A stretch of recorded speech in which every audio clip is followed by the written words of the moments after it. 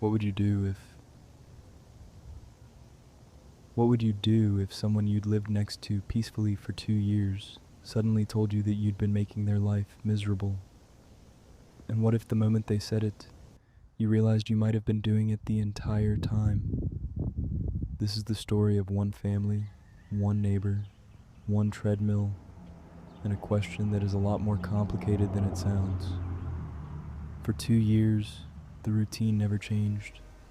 6 in the morning, before the kids wake up, before the world demands anything. A 30 to 45-minute run on the treadmill in the garage. 2, maybe 3 times a week. It was the only window that existed.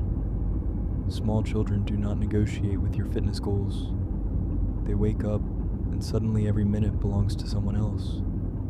The treadmill was not a luxury.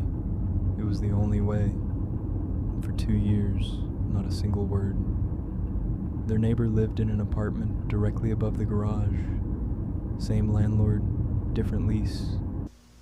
She'd moved in around the same time, and somewhere along the way, they had all settled into the quiet rhythm of good neighbors. They waved at each other in the mornings. They bought treats for her dog. There were no complaints, no tension, no conversations that needed to be had. They assumed that meant everything was fine. Then one week, she knocked on the door. She was polite, completely calm. She explained, neighbor to neighbor, that the early morning runs were bothering her, and asked if it would be possible to start a little later. It was a reasonable request, delivered reasonably, and that is exactly what made it so hard to answer.